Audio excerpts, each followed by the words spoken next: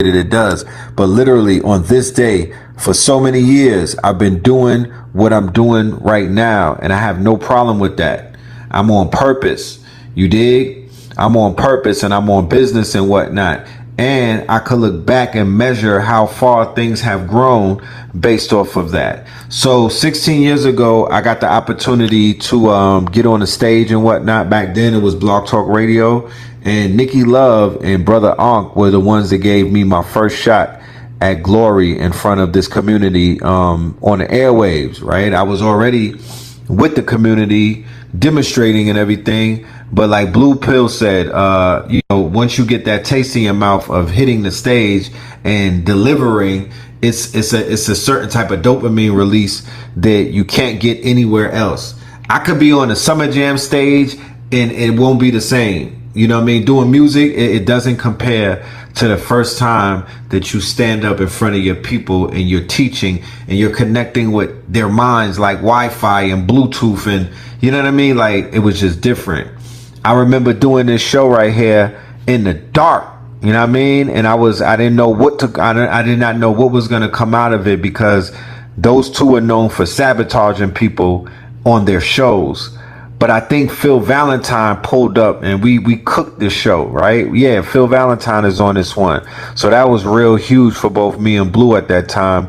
We was getting co-signed by the master teacher, right? And we started kicking the backs in what we call crack rap in the deaf industry, the deaf culture, all the way back then, when it was very much frowned upon. You were not seen as a hero. They wasn't patting you on your back. They wasn't, yo man, that's deep and whatnot. No. They were like, you're weird, and we're gonna pack you up. We're gonna get you out of here for trying to play with the rappers and whatnot.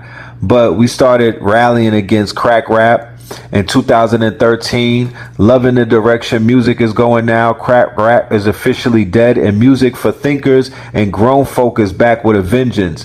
Don't ever underestimate the work being done on the underground and how that influences popular culture. Now, when we say the death of crack rap, what we mean is we made Jay-Z stop rapping about crack.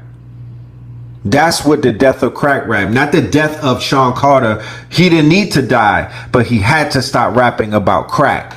And then in 2013, by then the transition had already taken place, because when I heard Watch the Throne, I was like, good boy, good old boy. You know what I'm talking about? We don't have to apply too much pressure because you're listening. Little nigga, comb your hair out. And then he did it later on. But listen, we needed him to stop rapping about crack. You could rap about anything else. You're a poet. You got bars. We don't have a problem with that. Live, brother. But stop rapping about crack, and you're not selling it. Stop, because before the gang thing was big and our people, it was crack rap that was washing up the youth, right? It was crack rap that was destroying the quote unquote fabric of our society, and they needed to stop rapping about that. New York in particular, but Jay-Z. Later on it turns into trap rap, right? But the crack rap officially died. Music started growing up. The album started getting more mature, and yes, honors. Then in 2014, 2015, right? Once again, rise in power to Mama Khadija. You know what I'm saying? Always the rock to this man. And he was able to do great things in our timeline with her there, right? And the last 2 months, 2015, right? 2015, if the last 2 months haven't awoken a sleeping giant within your inner core, then the depth of your programming is unfathomable. For those who have enough, I implore you to first visualize yourself in a community of like-minded individuals. Read the writings of Garvey, Elijah, and Drew Ali that spoke of nation building and ownership. Play their speeches before you sleep. Program your subconscious minds. Research everything available online about renewable energy, solar, wind, hydro, sustainable communities, earthships, monolithic domes, prefab homes, cooperatives, cryptocurrency, round A plus crowdfunding collaborations. right? And then we launched the Facts Initiative right around this time. You know what I'm talking about? So we've been on point. And then last year on this same date, we were on Stone Mountain making history. So today is only right that we are here doing this 10-year anniversary. It's in perfect alignment with the universe and whatnot. I'm on perfect timing. Me and Blue, you know what I mean? We're on perfect timing and whatnot. So the same way that we're in front of this audience talking what we were talking on top of Crystal Mountain is the same way that I'm in front of this audience tonight talking to y'all and whatnot. Make sure y'all share the link. You know what I'm talking about? Y'all got permission to make a clip on YouTube. I mean, a clip on your IG or your socials and tell them to pull up. You know what I'm talking about? We'll be here for a minute. They ain't miss, you know what I mean? They'll be good. The system fears what it can't control. Fear of a BLACKAMOOR 44. All right. These are some flyers just giving us a little bit of throwback, you know what I mean, to when we were doing this series. It's 10 years old. So there's a lot of content around the fear of a BLACKAMOOR Messiah. Endless content. And we have spin-offs and whatnot, which turned into a fear of a black planet with Professor Griff, who Blue Pill pointed out. Huh? Your screen looks kind of blurry on my end. Ask the audience, is it the same on theirs? Oh, okay. Family, is it blurry on your on your end, or how does it look? It's blurry. Damn. Why I wondered It's about not in that. full mode. I think it's in like a different mode. It's not blurry to me. Yeah. Cause where I'm looking, let me see.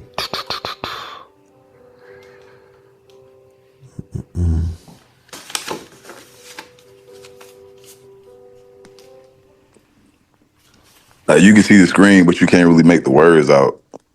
Oh no, that's not good. Let's fix that. Let me stop the share. Because it should be readable. Yeah, it's not readable. Over the shoulder.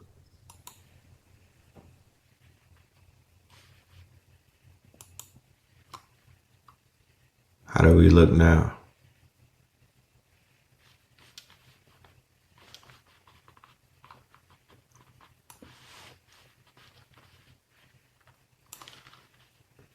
How's it looking now?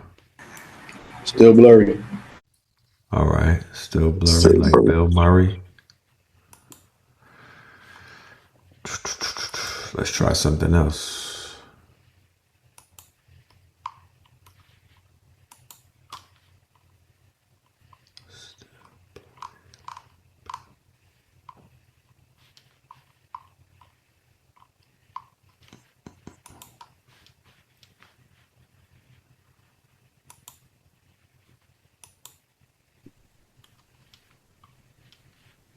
It's better. Got better? No, it may be the device that we have. Like, you know what I'm saying? If we on a tablet or iPhone or, you know what I'm saying? Because it's clear to some people, but some people it's not. So it may be the device that we have. Right. Okay.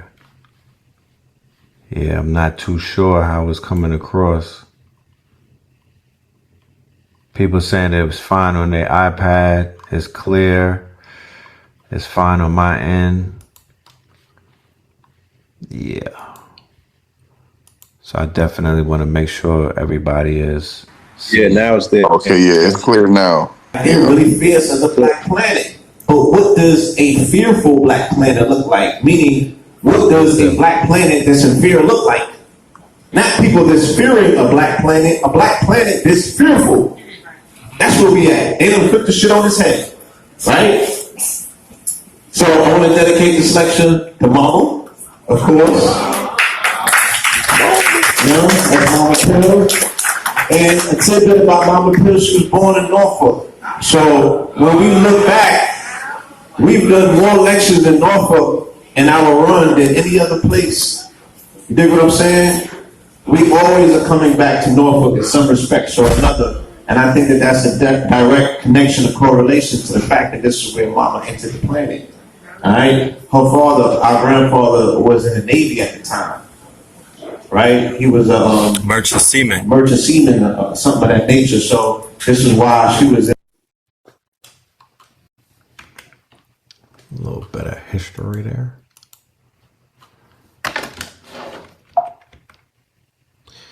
So in alignment with what we are here doing and whatnot, we do have a merch line that will be dropping this week. All right. We do have a merch line that will be dropping this week. So when we send you the email to get on the wait list tomorrow, just sign up if that's something that you want. We're going to have a hardcover book. That's not going to be available this week. That's on the way, though. Pre-orders are going to go out for that. And we also got some drip, you know what I'm talking about? So we could go ahead and put that in your closet somewhere. All right. But it's definitely time for more physical items. We're going to be making a lot of moves when it comes to books, artwork. We're going to get in our musical bag. We got albums, vinyl and CDs coming. All right. A little bit of mugs and whatnot. So you could get your drink on, some hoodies. But yeah, we're commemorating this historic moment in time where we're celebrating our 10 years of putting in work. You know what I mean? This is the original Fear of a BLACKAMOOR Messiah lecture. I'm going to have that in a hardcover book. Okay. So you'll be able to read it. You'll be able to share it. You'll be able to put your QR code. They'll have QR codes inside of it. You'll be able to see videos and whatnot by scanning it with the QR code. All right. We also have posters available. And we're going to be doing this moving forward, even retroactively. We're going to go ahead and turn some of our classics into posters, into artwork, into coloring books, and also into quote unquote hardcovers and comics as well. All right. This is the original cover for the first one we did. This is another one, Fear of a BLACKAMOOR Messiah 3. This one right here, this one was 700 pages. So I'm going to have a lot of fun with this one. This is the rise of Hitler. Oh, I think this is Trump Hitler 2.0 or something. If anybody were to ask me, what would the messiahs of today look like? If anybody were to ask me, you know, give me an example of the messianic messiah types around the world right now, I would have to point to these guys right here. This is the Sahel Alliance. I'm accrediting the Heat in Europe. I'm accrediting the winning of Africa at FIFA. And I'm accrediting the rise of the messianic spirit coming out of the continent with these three right here. And most importantly, the man in the middle and whatnot. Messiah, definition, the expected king and deliverer of the Jews. Now, there's been contention as to who these Jews are. But it's been said that people in the Sahel region, people in West Africa region, even some of those people in Capo Verde or Cape Verde and whatnot will qualify as the Jews. A professed or accepted leader of some hope or cause, security which the political Messiah promises, right? So you have Messiahship, right? Okay. There's different definitions. Let's go through some of them so we could all be on the same page as to what exactly a Messiah is, right? So you have the expected king and deliverer of Jews. I've heard the word Messiah a lot this year. This has been on the tongues of pundits, talking heads, political leaders of the such, right? Messiah in Abrahamic religions, the Messiah or Messias, right, is a savior or liberator of a group of people, more specifically the Jewish people. The Jewish people. The concept of Mosaic, Messianism, and of a messianic age originated in Judaism and in the Hebrew Bible. A Messiah is a king or a high priest traditionally anointed with holy anointing oil. However, messiahs were not exclusively Jewish, as the Hebrew Bible refers to who? Cyrus the Great, king of Persia, as a messiah. So we just lost Cyrus Benton, right? Who people conspicuously, I'm not saying that they forgot about the young man, but it's almost as if it's carrying on to the next one and whatnot. However, Cyrus Benton has been incorporated into the hearts and minds of our people in the beginning of this quote unquote Red Summer during this fire horse year. He's imprinted into the DNA of our people, that face who is a doppelganger of Trayvon Martin and whatnot, which in my mind is a symbol of things to come. It is an indicator of what this summer is going to be about. If the Trayvon Martin was any if that means anything, because Trayvon Martin is a catalyst to consciousness. Okay, things began to open up, things began to expand, things began to change after his quote unquote his lynching. Cyrus the Great, the king of Persia, was a messiah for his decree to do what? Rebuild the Jerusalem temple. King, who they're calling Donald Trump now, right? Donald Trump is being referred to as Cyrus the Great in Israel of all places. Why? Because he is attempting to do what? To do what the king of Persia, while at war with Persia, he is attempting to step into the role of the modern day Cyrus the Great, and he wants to rebuild the Jerusalem temple in order for the Messiah of the Jewish people to even come through and to even arrive. They have to reenact, they have to rebuild, they have to reinstitute the third temple. Henceforth, why so many things that you see taking place in the Middle East, going all the way back to Iran, and going all the way back to Iraq, going into Syria, but especially what you see taking place since October 7th in Gaza, right? That's all about the temple. Actually, the actual operation was about that quote unquote the Al-Aqsa dome. And Hamas said that they attacked because of the provocations against the brigade. Yeah. They called it the Al-Aqsa Brigade. The Al-Aqsa Brigade, and it was purposelessly to protect the dome, right? Something that they will not talk about. They'll only speak about the fact that they were attacked for no reason. No, there is a reason. There's actually the name of the operation is about that specific place where they want to build this new temple. Okay.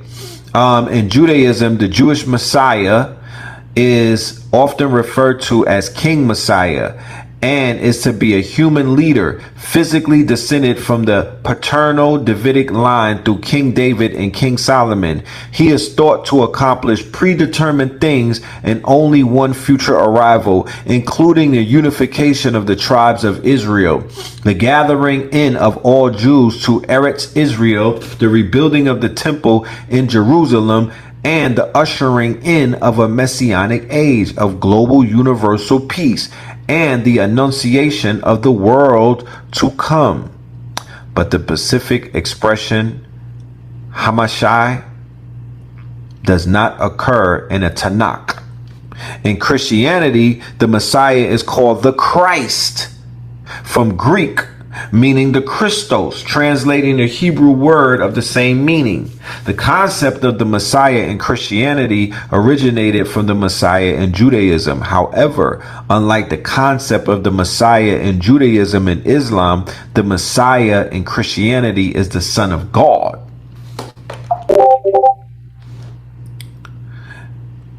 All right.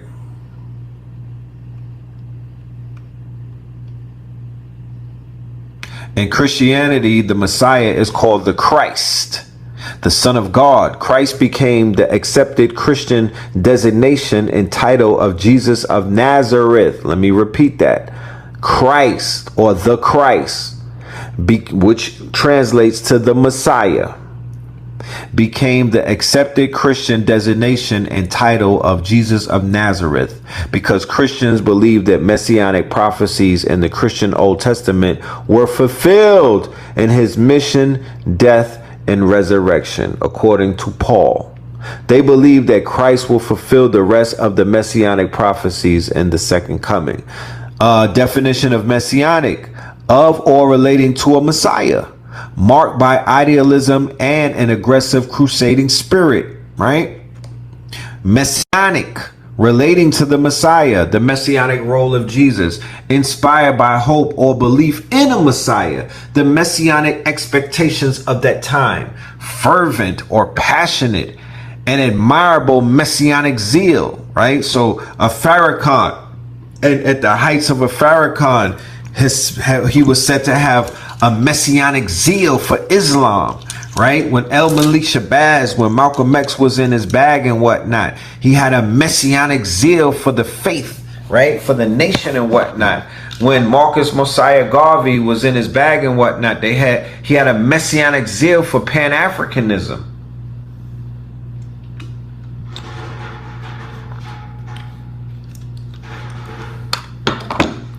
Mid-19th century, from French, messianique, from Messi, right? That football player's name Messi, right? From Messi, on the pattern of rabbinical, right? So they running around Messi, Messi, Messi, from Argentina, right? Messi, Messi, but Messi is Messiah.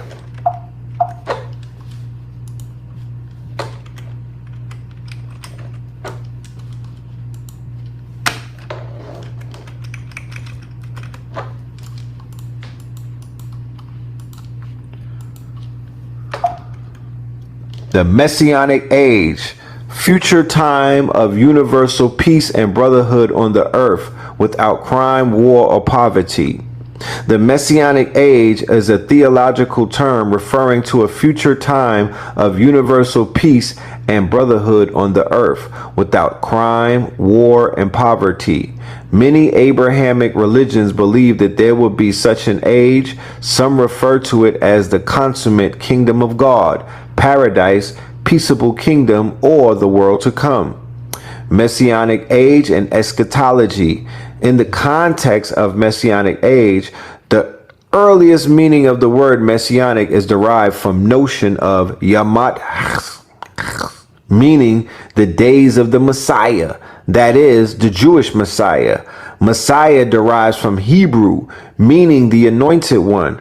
Originally, the anointed one referred to Aaron and his descendants, right? The Kohanim. Following the establishment of the kingdom of Saul, it could also refer to a king who was anointed with holy anointed oil as part of what might be understood to be his coronation ceremony. Eschatology is an area of religious scholarship that deals with prophecies about the end of the current age of human civilization. Okay, and it's been said that we are definitely in the times of eschatology. I've been hearing that word more this year than I've ever heard it before. Okay. Messiah complex, when an individual holds a belief that he or she is destined to become a savior. Okay.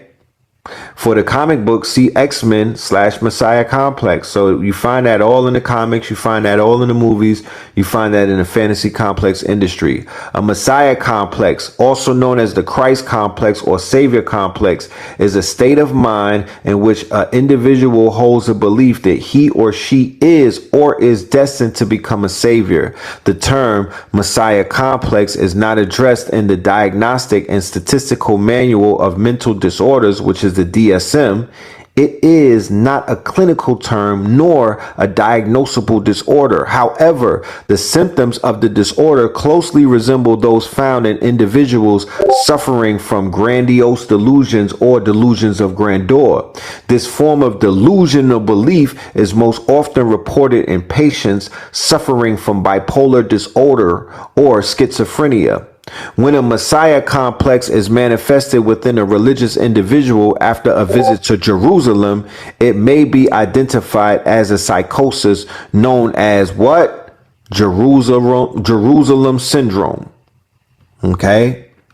So look up megalomania, look up narcissism, look up Jerusalem syndrome. Many people in Congress have been said to come down with Jerusalem syndrome after coming back from that war. Grandiose delusions, God complex, and the Cassandra complex, right? The Messiah complex, how psychiatric warfare targets awakening consciousness across 4 actants and 3 phases of a single suppression machine, right? Grandiose delusions, psychiatric diseases, manic state of bipolar disorder, schizophrenia, delusional disorder, substance abuse disorder. By show of hands from people in the chat and whatnot, how many people can y'all identify in this community who qualify for that right there? We not gonna pick on nobody else on YouTube, just inside of consciousness.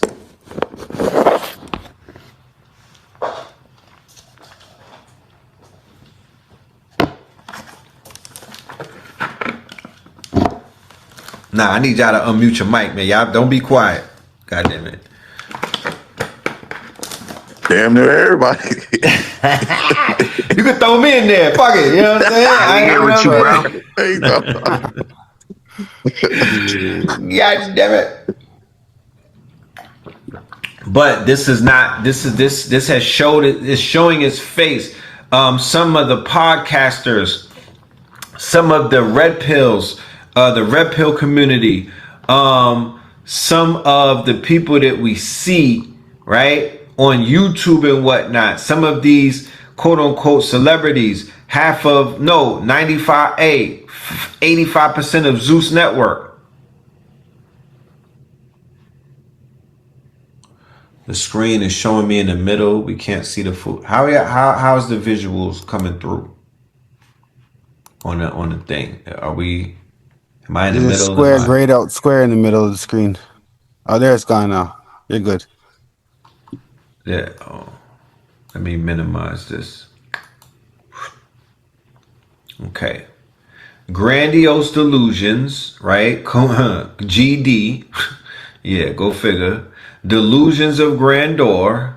Who let the GDs in the door? The grandiose delusions, delusions of grandeur, expansive delusions, or megalomania are a subtype of delusion that occur in patients suffering from a wide range of psychiatric diseases, including 2/3 of patients in manic state of bipolar disorder, half of those with schizophrenia. Patients with the grandiose subtype of delusional disorder and a substantial portion of those with substance abuse disorders. GDs are characterized by fantastical beliefs that one is famous, omnipotent, wealthy, or otherwise very powerful. The delusions are generally fantastic and typically have a religious, science fictional, or supernatural theme. There is a relative lack of research into GD in contrast to persecutory delusions and auditory hallucinations. About 10% of healthy people experience grandiose thoughts, but do not meet full criteria for a diagnosis of GD. Damn, that's crazy. They're calling it GD.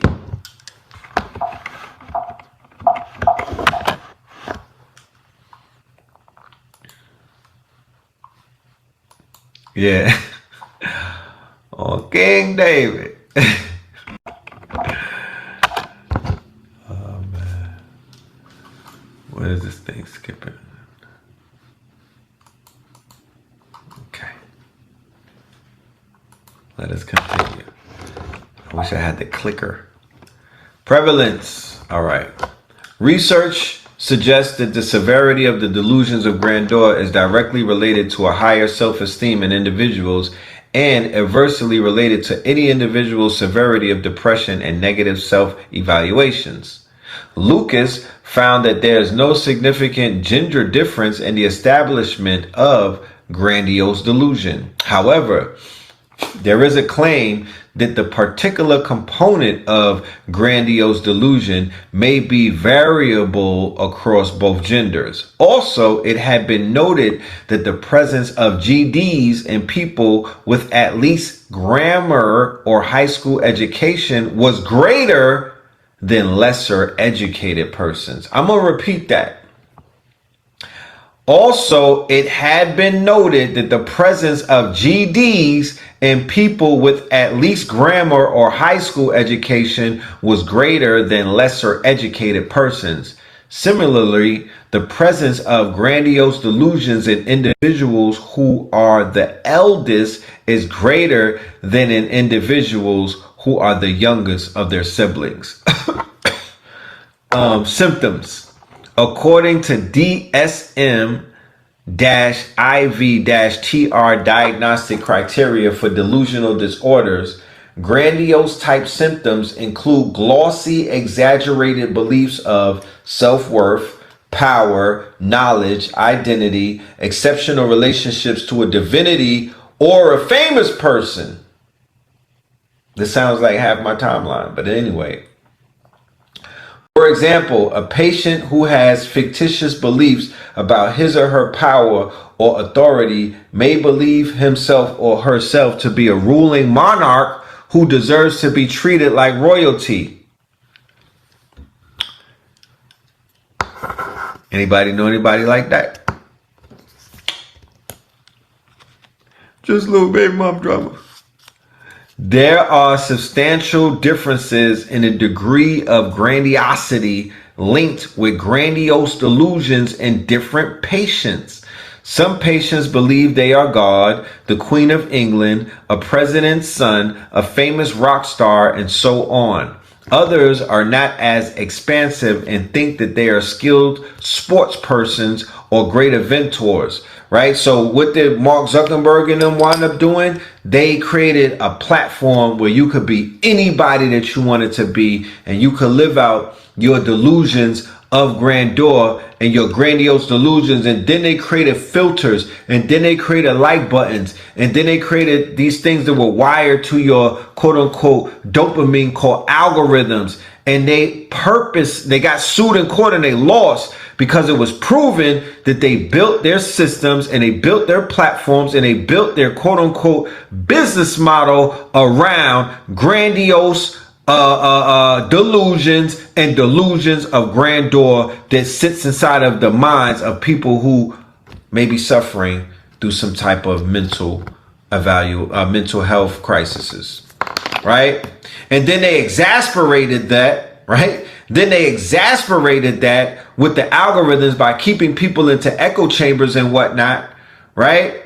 And those people started to freak out. Those people, then they started to do gang stalking on people. Then they started to send signals on people, right? And then they came out and said, yeah, the CIA admitted that they've been following the aliens and the people who are considered to be supercells. Yeah, they know all about that, So, yeah, the president, there's no escaping this type of behavior because the actual president is this. The president of the United States who sits in the Oval Office, he has all of these symptoms, and then his symptoms have even gotten worse, right? So his cabinet everybody in his cabinet has to fit the criteria of grandiose delusions. They have to have a delusion about him, and they also have to have a delusion about themselves. And then when they get interviewed and they talk to the public and whatnot, they don't hold back by showing their ass and whatnot. They are literally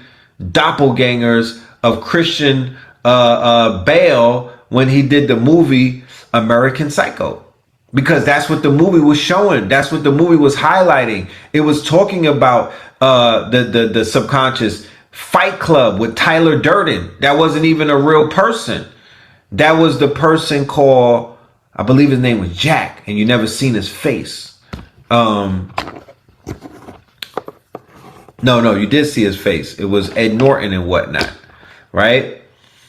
But he didn't say what his name was, I believe. Okay? But you're dealing with people who have alter egos, and they live through these alter egos. Now we have avatars. Now we have filters. Now we have QAnon, 4chan, and 8chan, which are literally anonymous platforms where people could literally be their shadow selves, right? And then they take it even further with the dark web, so people could not just be their shadow selves, they could indulge in shadow activities and whatnot. Okay? And then there's other corners of the internet that help people exercise these quote unquote activities, right? And then it came out with something called OnlyFans, right? To whereas now you can monetize narcissism, or you can monetize things of, you know, voyeurism and whatnot. You can monetize the quote unquote flesh industry, or basically sex work and stuff like that, you know? Narcissistic personality disorder is a long-term pattern of abnormal behavior characterized by exaggerating feelings of self-importance. I need somebody 6'8", $3 million a week, you know what I'm saying? And, you know, he can't drink and he goes to sleep at 7 o'clock and he only comes home, you know, shit like that. The things that Kevin Samuels got famous because all he had to do was open up the phone line and say, talk. And once you have a high school level of diagnosis about delusions of grandeur and whatnot, you just let somebody talk and then you just be like, oh, did you hear what they just said? He didn't have to do much. And he was hated and whatnot. And he was said that he was picking on people, but he literally was just diagnosing narcissistic personality disorder and delusions of grandeur amongst people, and then being very blunt about it. Almost similar to what a therapist would say, but he was just on camera, right? And then vice versa. All of these relationship coaches and whatnot, yeah, they have good intentions, but they understand the underpinnings of what they're dealing with as well. And they know that that is content. The balloon popping show, 20 V1s and all of that. It's all that. Once you study the psychology of certain things, then you'll understand how to angle certain conversations or narratives. Then it changes up. Love Island, or they doing Love Island right now. The Zeus Network and all of that. Narcissistic personality disorder, Flavor of Love. They were naming the girls by their personality disorders. How about that? One girl's name was Chicken or something. I don't know what. I don't remember their names, but Flavor Flav was naming them based off of their attributes and certain traits that he picked up. Nothing positive though. Do you know how degrading that is? Do you know how quote unquote, you know, he was destroying by naming them stupid shit. He was taking, you know, that's almost like a humiliation ritual. Okay? When they draw words on women's heads and demean them, demoralize them. He was basically doing that. That's the beginning stages of that. Changing somebody's government and their name and giving them a new name, and that name is beneath them.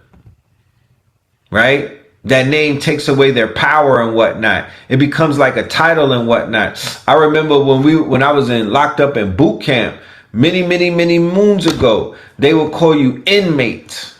They would never say your name. They would call you inmate to your face.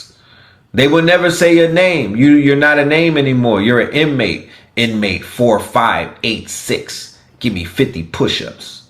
Shit like that. The cause of narcissistic personality disorder is unknown. It is a personality disorder classified with cluster B by the Diagnostic of Statistical Manual of Mental Disorders. Diagnosis is by a healthcare professional interviewing the person in question. The condition needs to be differentiated from mania and substance use disorder. Substance use disorder, right? Hokomania. Treatments have not been well studied. Therapy is often difficult as people with the disorder frequently do not consider themselves to have a problem. The personality was first described in 1925 by Robert Welder, while the current name for the condition came into use only in 1968. About 1% of people are believed to be affected at some point in their life. It appears to occur more often in males than females and affects young people more than old people, right?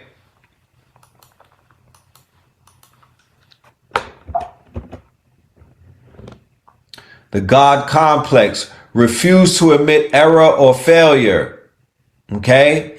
A person with a God complex may refuse to admit the possibility of their error or failure, even in the face of irrefutable evidence, intractable problems, or difficult or impossible tasks. The person is also highly dogmatic in their views, meaning the person speaks of their personal opinions as though they are unquestionably correct. Someone with a God complex may exhibit no regard for the conventions and demands of society and may request special consideration or privileges. Those were the people who were the best at the debates, because everybody bought a ticket to see them lose. A God complex is an unshakable belief characterized by consistently inflated feelings of personal ability, privilege, or infallibility. That is why Floyd Mayweather sold so many tickets. You gotta understand, this is all psychological. You're being studied and you're being diagnosed by people who know what they're looking for, and then they know what to do with it. You might not know what to do with it. You know what I'm talking about? But back in the days in Harlem, the person who fit that God complex, oh nah, they was selling tickets because everybody, it was a love-hate type of thing. Oh nah, I gotta see this Negro lose. I want to see him fall. Battle rap is built on that. When Sue Surf popped back out, there's nothing, he's going to be so infallible. There's nothing that you could tell him that's wrong about him. When Tay Rock gets up there, when Loaded goes up against, what's his name? Hitman Holla, they both going to be trying to pick each other apart, but they got to stand up there with delusions of grandeur and eat their opponent's food. You better have a God complex. You won't be God tier. The first person to use the word God complex was Ernest Jones. His description, at least in the content pages of Essays in Applied Psychoanalysis, describes the God complex as belief that one is a god, right? So that was around the 50s and the 40s, I guess they started talking like that, right? But then you have Elijah Muhammad come in the 30s and he said, what? The black man is God. That was unprecedented at that time. And black men was repeating that. They were standing on that. The black man is God. That went all the way into the 60s, Clarence 13X. And they come up with the nation of gods on earth. So you have babies being born as God. Narcissism is the pursuit of gratification from vanity or egotistic admiration of one's own attributes. The term originated from Greek mythology, where a young narcissist fell in love with his own image reflecting in a pool of water, right? The reflecting pool right outside the White House. Narcissism is a concept and psychoanalytic theory which was properly introduced in Sigmund Freud's essay on narcissism. The American Psychiatric Association has had the classification narcissistic personality disorder in its diagnostic and statistical manual of mental disorders since 1968, drawing on the historical concept of megalomania. Remember, Dr. Umar speaks about this book right here. This is the book where they were diagnosing homosexuality as a mental illness and whatnot until the lobbyists pressured them and the Romans and whatnot got it changed. Okay, narcissism is also considered a social or cultural problem. It is a factor in trait theory used in various self-report inventories of personality, such as the Milan Clinical Multi-Axial Inventory. It is one of the three dark triadic personality traits, the others being psychopathy and Machiavellianism, except in the sense of primary narcissism or healthy self-love. Narcissism is usually considered a problem in one's person's or group relationships with self and others. Narcissism is not the same as egocentrism. By show of hands, how many people think that narcissism has been exasperated with the rise of social media? Unchecked social media, unregulated. Definitely. So a disorder, right? Something that deals with a mental illness that was disorder is inside of a diagnostic of statistical manual of mental disorders. You mean to tell me multiple platforms have been built that are touching in the trillions of dollars right now, and their main quote unquote product is to help people become narcissists and to thrive in narcissism? Interesting. Interesting. Shout out to Brother Panic, the legend, you know. Hold on. I'm on the wrong microphone. Panic was the king of meme warfare. If you was not there for the panic attacks and the panic packs, then you do not know how lucky you were to be there, okay? Panic perfected something called meme warfare, right? And I'm going to get into meme warfare in a little while and whatnot, so we can understand that meme warfare is actually warfare. And meme warfare is a new form of warfare, but it is warfare in the term. It is almost as effective as a pathogen like C-19.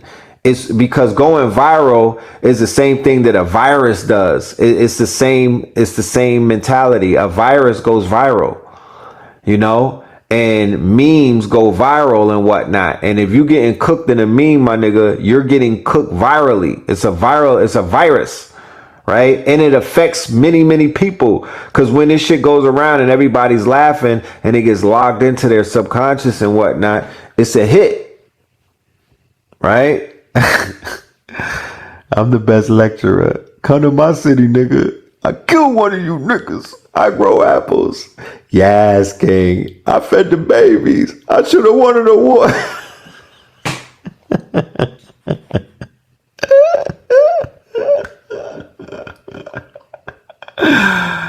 Yo, that's a t-shirt.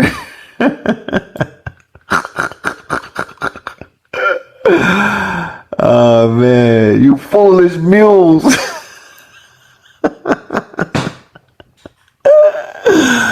So yeah, man, the legend, right? And sometimes the narcissist got to get checked. You know what I mean? There's no other way to defeat a narcissist, but you got to hold the mirror up to them. You got to clown them. That's why satire is something. That's why Country Wayne. That's why Drewski. That's why all of them are winning right now, because they're doing satire. Instead of being mad at the old head that want to be in the gang and whatnot, just satire him to death. Instead of being mad at Erica Kirk, why don't we just satire them, right? Satire, making fun of, going viral with the memes and whatnot. That is a form of warfare. That's how you neutralize a nigga, right? So there goes narcissist right there. That is narcissist in the reflecting pool and whatnot. And he has affected an entire, not just the United States of America. His narcissism or his personality disorder is it's affecting the entire planet right now. Even the animals. Okay? Even the animals.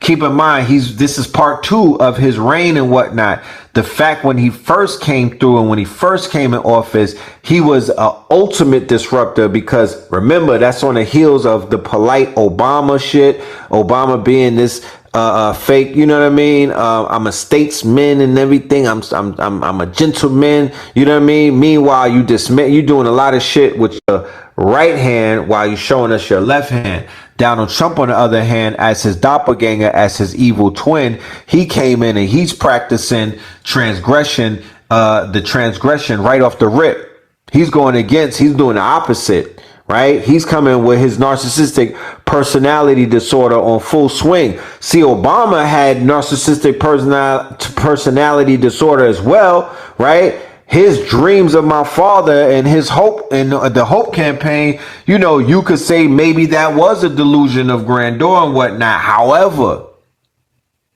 he was able to temper his narcissistic personality disorder. His dark tetrad was able to come out probably when the cameras were off and behind closed doors, versus Trump was showing his fangs on TV, cursing out the news, fake news and everything, cursing the media out, and just letting that shit hang out in front of the world. And savages, they can relate, and they liked it. That they like to see what they like, you know, they respected his demonstration. Honesty is also a social norm based on empathy. So narcissists feel no need to hold themselves to it, right? That's why he'll never be honest. Why? Why would he? With all of the talks of Donald Trump's mental health status, I decided to do something I put off for a while. Write a diary that shows that he is a textbook case of narcissistic personality disorder, MPD. So you got the NYPD, right? But NPD, narcissistic personality disorder, right? And spell out what that means in terms of what to expect from him and how to deal with it. Certainly the term narcissist is being applied to him a lot, but most people don't know the entirety of what that means psychologically. I am not a psychiatrist or a psychologist, but for some personal reason, I have educated myself about NPD. It generally conceals itself and is little misunderstood, but it has a devastating effect on the lives of others close to the narcissist or to organizations he or she is involved with. Knowing NPD creates a coherent picture that explains Trump's behaviors. That will help you not only understand Trump, but enable you to spot people with NPD who want to enter your life, your organization, so that you can act accordingly. This is an educational moment in history. It is very rare that the symptoms of NPD are on such massive public display.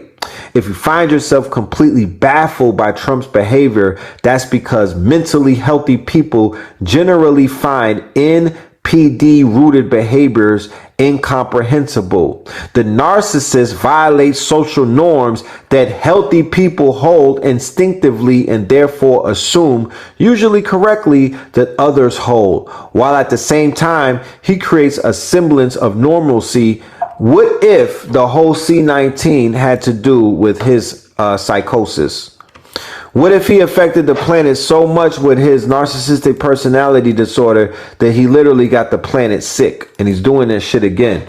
Because to be exposed to his NPD as somebody with a normal mind who's considered to be normal, you could go crazy and whatnot. And there's no more normal. Think about it. The normal that existed in 2016 after his presidency, and then after C-19 and everything that comes with that, and then after him coming back in, what is normal? What is normal? There is no normal. You can't go back. You can't put the toothpaste back in the tube. You can't go back. So he's effectively affected the world already when you think about it. Okay, he's bombing children. Don't give a fuck about it. You know what I mean? No empathy. He's 3 million Epstein emails. He's in 1.5 million of them. Don't give a damn. Don't care. Don't care what nobody say. You know what I'm talking about? Their falsehood serves two functions: manipulating people into furthering the narcissist's aims, right? Making promises he never intends to keep. That's why all the white folks is mad at him right now. And niggas for Trump too. And then two, maintaining his own delusion of superiority, insisting that he is liked more than he is, or rebutting good arguments with false ones. The media is debating whether Trump's tales of record-breaking inauguration audience and 3 to 5 million illegal votes are lying or delusion. Knowing what I do of NPD, I would say it's delusion. Trump will cling to it and keep it in the news, even at the risk of damaging his own credibility, because it engages his central, very strong motivation, and he lacks the empathy to see how it will damage his credibility. Because narcissists are so insecure at heart, they could be control freaks, and the male of the species in particular can be authoritarian. Hence, executive orders that are likely unconstitutional as well as absurd. And in a love relationship, because narcissists lack empathy, which is central to love, he can seek to dictate every aspect of his partner's life, including that she conform to his standard of beauty. Thus, he feels free to wander into the dressing room of a teen beauty pageant to inspect the goods. And you'll see a certain uniformity among the Trump women in style of dress and even length of hair, right? Mar-a-Lago face. Mar-a-Lago face. I think he is likely giving them strict orders. So they probably making all the women get Botox and facelifts and whatnot if they want to go and chill at Mar-a-Lago. You know what I'm talking about? They probably got a goddamn Dr. Zizmore's in a basement somewhere. You don't see Dr. Zizmore in New York no more. He left with Trump. President Obama and others who have observed that Trump's behaviors arise from an underlying insecurity are right, as per DSM-5 criterion A-1- Cossacks and others have figured out that the way to get under his skin is to point out how unpopular he is, because that works on narcissists. In fact, any criticism does, because narcissists can't handle criticism at all. They cannot help but to take it personally, as per DSM-5 criteria. How else does this translate into behaviors? Let's start with the persona narcissists create. Because they lack empathy, they have to learn how to appeal normal, which they do by route learning expressions and mannerisms from normal people around them. In fact, they are good at being charming. They learn what people want to hear and say it without regard to whether it's true. Because they are without moral qualms, they can come across as decisive, which normal people interpret as confident, and spontaneous, which normal people interpret as authentic. This is how Trump played the crowds at his rallies. None of it, however, is sincere. It is only for personal gain. There is no such thing as loyalty from narcissists. Loyalty arises from the social norm of reciprocity, which is based on empathy, which they do not have. Okay. So if that's not this administration in a nutshell, along with other things, then I don't know what is.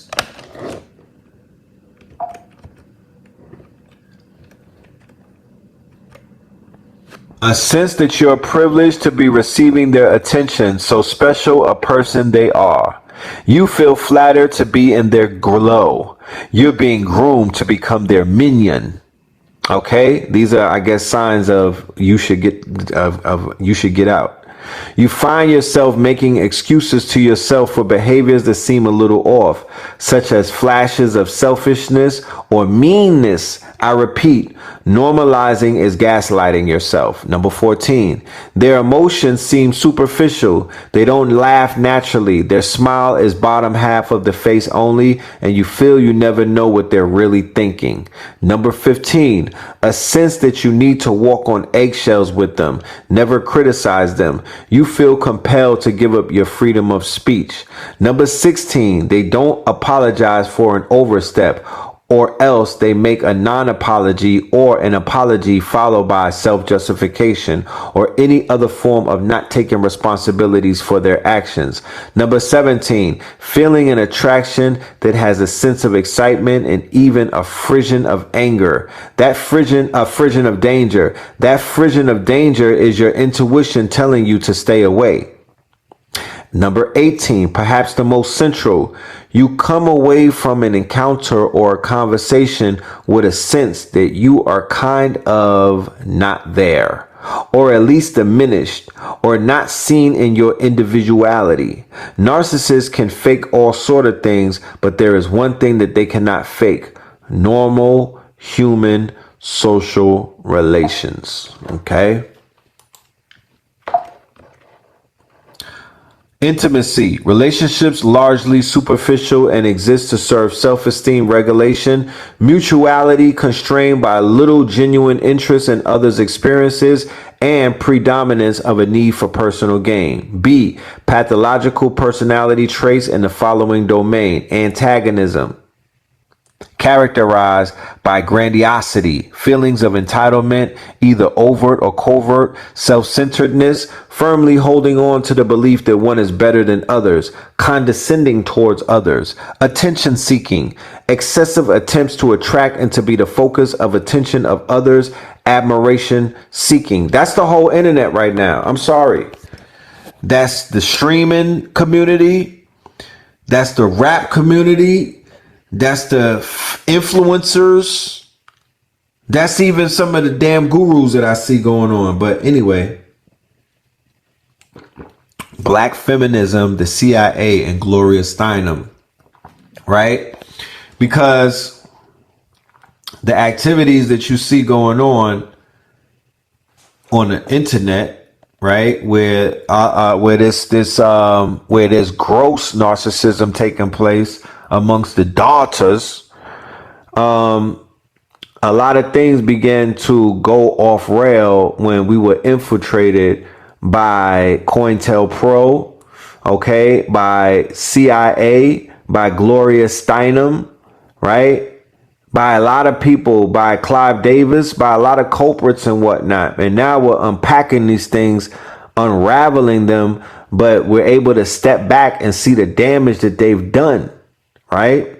What follows is a fact sheet about Gloria Steinem's operations against the various social and political movements in America, particularly her role in creating a hateful and virulent strain of black feminism that attacks black men while partnering with the white establishment. Gloria Steinem first came across the radar of black men in 1978 when Steinem put a book out called Black Macho and the Myth of the Superwoman on the cover of Miss Magazine, the magazine which she controlled. The book was written by a black feminist and activist named Michelle Wallace, who came out of nowhere. Wallace was in her early 20s at that time, yet she was being touted as the leader of black feminism. In the book, Wallace called abolitionists like Harriet Tubman and Sojourner Truth ugly and stupid for supporting black men. She called black revolutionaries chauvinistic macho pigs and advised black women to go it alone. Gloria Steinem said that Wallace's book would define the future of black relationships, and she pushed hard to make sure the book received massive publicity. Gloria Steinem's work triggered a flood of hate black men books and films that continues to this day. Needless to say, some were quite suspicious of Miss Magazine and Gloria Steinem. Why was Gloria Steinem sticking her nose into the affairs of the black community? Right, like why not the Jewish community? Where's those books at with the rabbis that do oral, quote unquote, circumcisions?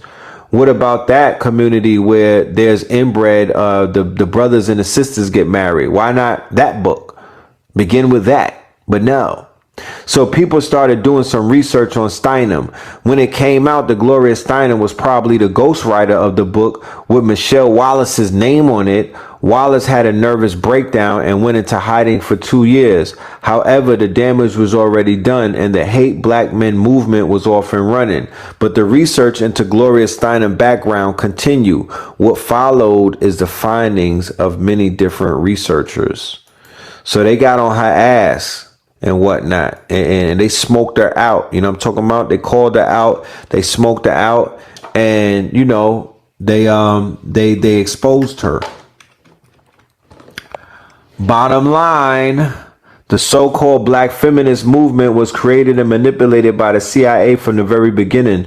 The only difference between black revolutionaries and black feminists on this issue is that the black revolutionaries know that they were infiltrated and manipulated, but the black feminists are still unwilling to admit that they were infiltrated and manipulated, largely because they are highly invested in the hateful brand of black feminism. As a result, the Hate black men movement has become more than just a political point of view. It is now a central part of the culture of black women, and this fact has led to the destruction of the black revolution and the complete distortion of black relationships, and the CIA had a direct hand in creating this situation.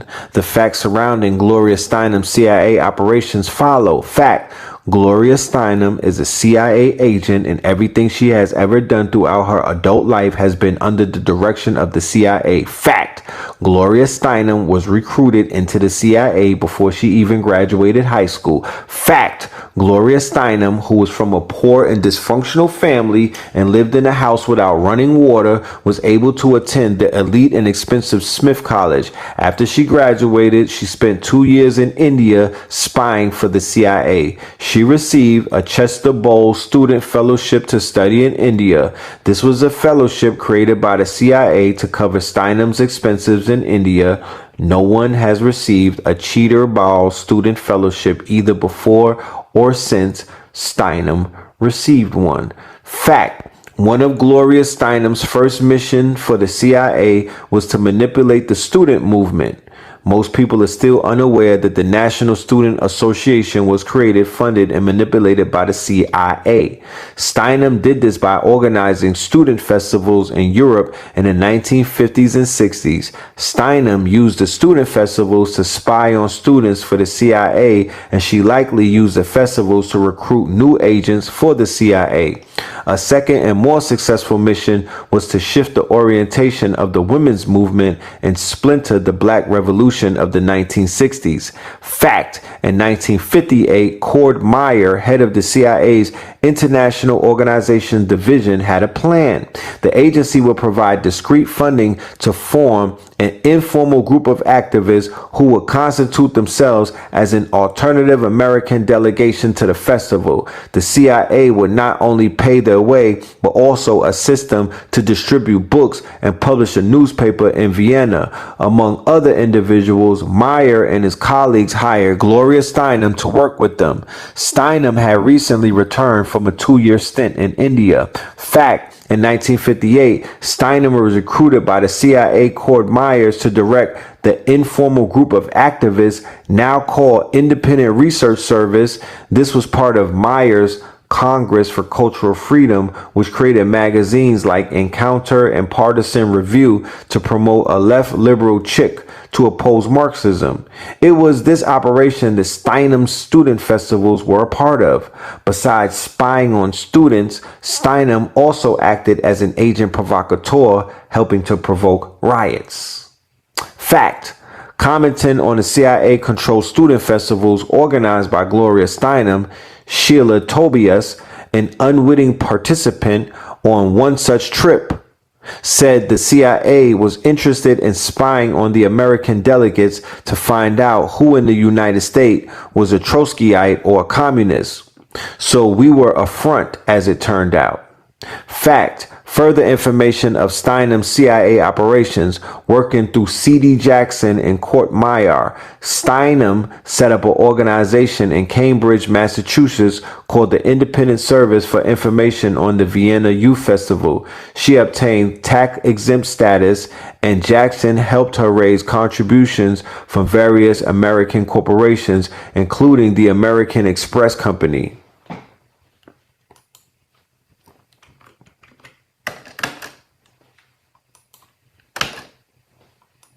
This is the hero to some of our women. They will quote her name and speak of her in glowing terms. The American Express Company, a documented CIA money laundering operation. Most of the money came from the CIA to be managed by Jackson in a special account. The entire operation cost in the range of $85,000, a considerable amount in those years. Fact: Gloria Steinem was considered a CIA whiz kid. A CIA operative named Samuel Walker, who made a career out of publishing and becoming president of Walker and Company, worked well with Steinem. Walker evaluated Gloria Steinem's contribution to the CIA operations thusly: Gloria's group continues to do your main service. distributing books to the point where the cry has gone up. Never before have so many young Republicans distributed so much socialist literature with such zeal. Walker praised Steinem's female intuition and wrote, "Gloria is all you said she was, and then some. She is operating on 16 synchronized cylinders and has charmed the natives." With the Tatch Walker diary, Walker to Jackson, in other words, Gloria Steinem was not a naive dupe of the CIA. She was a highly motivated agent who took her own initiative to move against fellow students for the CIA. Fact, Gloria's name keeps showing up in projects associated with CIA operations. For example, in the summer of 1959, just before McCloy took his family for an extended trip to Europe, C.D. Jackson wrote to remind McCloy that later summer, a World Youth Festival was scheduled to take place in Vienna. Jackson asked McCloy to contribute a propaganda article. The piece would appear in a daily newspaper to be published in Vienna in conjunction with the festival. McCloy agreed, and the article was published in 5 languages in a newspaper distributed by a 25-year-old Smith graduate named Gloria Steinem. Right? This is a student publication. How is it published in 5 languages? Well, the CIA did it, of course. Fact, when this covert operation was revealed by Ramparts magazine in 1967, Steinem told the New York Times that she approves of the agency's role. I was happy to find some liberals in the government in those days who were far-sighted and cared enough to get Americans of all political views to the festival. Steinem's definition of a liberal then included such young men as Brzezinski, an assistant professor at Harvard. Steinem arranged to fund Brzezinski's visit to the student festival. Brzezinski, remember Obama's boy, would later become the national security advisor to President Jimmy Carter, and he was the man who invented the so-called bear trap, which suckered the Soviet Union into invading Afghanistan. Brzezinski was also the man who first organized and funded Osama bin Laden's jihad against the Soviets in Afghanistan. Gloria Steinem also identified and targeted Alice Walker in the 1960s. She befriended Alice Walker and paid for Alice Walker to come to the CIA manipulated student festival in Vienna. Alice Walker would later become the foremost writer of anti-black male hate books, all of which were funded by money funneled to her publishers by the CIA. And then you get Color Purple. Steinem has boasted in interviews with the New York Times and the Washington Post that her training with the CIA was good journalistic training because the CIA taught you to be accurate. This statement proves that Steinem was happy to collect money working for the government, the CIA. She worked with Carlos Bringier, the anti-Castro Cuban who staged the famous WDSU interview with Lee Harvey Oswald. She dated John Stanley Pottinger for 9 years, and Pottinger was in charge of sabotaging civil rights enforcement at the Justice Department under President Nixon and Ford. Okay. Gloria Steinem dated Harry Kissinger. Oh my goodness. An international war criminal, establishment technocrat, and a longtime CIA operative. One of the principal stockholders in Gloria Steinem's Miss Magazine was Katharine Graham. In the book Catherine the Great by Deborah Davis, the long-standing involvement of Graham publishing empire with the CIA was documented at considerable length. Gloria Steinem has lied about her career and where she gets her money, like how Jeffrey Epstein did. For example, she received money to start Miss Magazine from the right-wing billionaire publisher, and he publishes the racist New York Daily News, and real estate magnate Mortimer Zuckerman. Steinem lied to Vanity Fair, claiming that Zuckerman's provided no money for Miss Magazine, but columnist Liz Smith revealed that Zuckerman had put $1.2 million into Miss Magazine and sent his executives to help as well. Why does Steinem lie about this? Because her funding by racist right-wingers and CIA agents would damage her feminist credentials, and there has never been an adequate explanation of the original funding for Miss Magazine, nor the rapid acceptance of feminist propaganda by the mass media in the early 70s. No radical movement has ever spread with the speed of feminism, which went from little or no organization and acceptance to total domination in less than 2 years. Obviously, it did touch very deep frustrations in American women, but it is difficult to avoid the fact that the existing movement was manipulated very effectively to channel these frustrations to the benefit of the business community and to the detriment of women, children, families, and especially black men. Gloria Steinem's fake literary career was conceived and executed by the CIA's Matrix operatives. Okay, the CIA has something called Matrix operatives. One of Steinem's CIA colleagues was Clay Felker. In the early 1960s, he became an editor at Esquire and published articles by Steinem, which established her as a leading voice for the CIA-manipulated feminist movement. In 1968, as publisher of New York Magazine, Felker hired Steinem as a contributing editor and then editor of Miss Magazine in 1971. Warner Communications, a known CIA front, put up almost all the money, although it only took 25% of the stock. Miss Magazine's first publisher was Elizabeth Forsling Harris, a CIA-connected PR executive who planned John Kennedy's Dallas motorcade route. Despite its anti-establishment image, Miss Magazine attracted advertising from the cream of corporate America. Okay? So, she got rewarded heavenly for the work that she's done. It's a lot. Goddamn. She's just got books on her.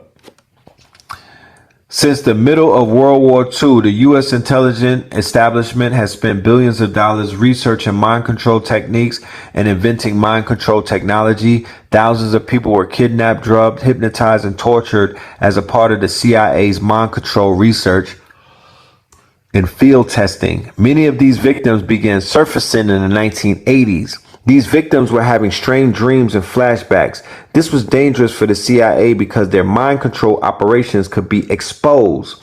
So the CIA created, funded, and controlled a number of organizations that floated the idea that these victims were suffering from strange dreams and flashbacks because they had been sexually abused by their parents as children and had repressed those memories.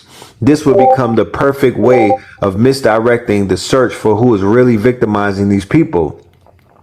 Strangely enough, Gloria Steinem teamed up with Ted Gunderson to foment the satanic child abuse hysteria as a way to help cover up the CIA's mind control experiments on human beings. Gunderson once bragged about being one of the top FBI COINTELPRO supervisors during the wipeout of the Black Panther Party in the 60s and 70s. For the inside story on Steinem's operations with Gunderson, read Satan's Silence, Ritual Abuse and the Making of a Modern Witch Hunt by Debbie Nathan and Mike Sneckerder. Fact, in 1975, Gloria Steinem, two important feminist leaders, Carol Hanisch and Kathy Sarachow, again accused Steinem of working for the CIA and directing the movement towards moderation and capitulation.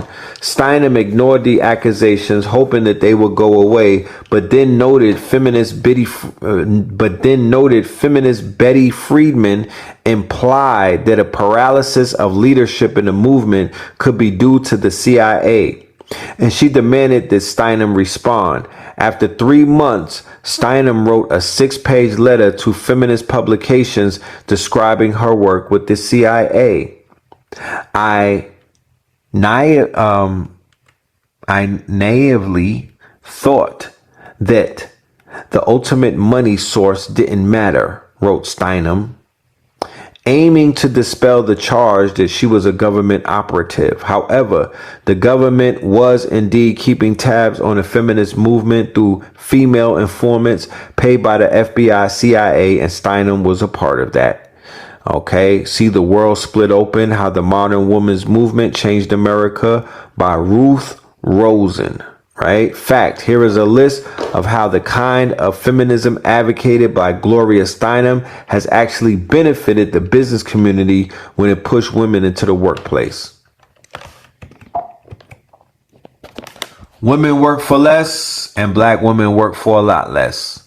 Women are more docile and less likely to deviate from company policies, and black women are the most docile workers of all. Women are less likely to join labor unions. By increasing the size of the labor pool, women created more competition for jobs, thus reducing wages. More female workers means, oh my goodness, more female workers means that the boss was taking more advantage of women, right? In two-income families, one person is more likely to work part-time or as a temporary. Such workers get paid less and they don't get benefits. Taking children away from their mothers at an early age tends to increase their anxiety levels and results in higher rates of tension, relieving consumption as they grow up. The loss of women's household services increases purchases of various forms of fatty fast foods, which have higher profit levels than home-cooked meals. Okay. Source of record discipline, stated before any claim is read. The FBI internal memorandum on COINTELPRO stated the goal of preventing a black messiah. Right? The disorderly, the DSM Messiah complex diagnostic criteria as cited in the lecture body. There's 5 pathways: bipolar, schizophrenia, delusion disorder, narcissistic personality disorder, and substance abuse disorders. Right? Preventing the rise of a messiah. Preventing the rise of the messiah. The U.S. government's efforts to discredit Martin Luther King and other civil rights leaders illustrate the lengths to which it would go to stifle left-wing movements. One man was not standing, not pointing, but kneeling by Martin Luther King's body, presumably checking to see if or what or that he was dead. That man, Merrill McCullough, was an undercover police officer who had infiltrated King's circle. According to Time magazine, he worked for the Central Intelligence Agency at least as far back as 1974. What interest could an intelligence agency have in a man who plainly believed only in peace? In August 1967, 4 months after King called the U.S. government the greatest purveyor of violence in the world today, 3 months after 30 members of the Black Panther Party marched armed into a California state capitol and onto the front pages of newspapers worldwide, J. Edgar Hoover, the head of America's domestic law enforcement agency, the Federal Bureau of Investigation, issued the following directive. The purpose of this new counterintelligence endeavor is to expose, disrupt, misdirect, discredit, or otherwise neutralize the activities of black nationalists, hate-type organizations and groupings, their leadership, spokesmen, membership, and supporters.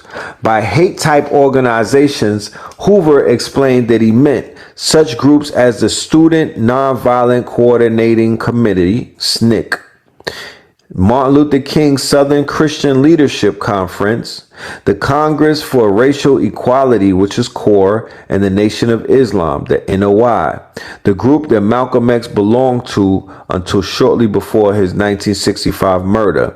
In February of 1968, there was a massive demonstration in support for the then in prison leader of the Black Panthers, and Stokely Carmichael and H. Rap Brown merged SNCC with the Panthers.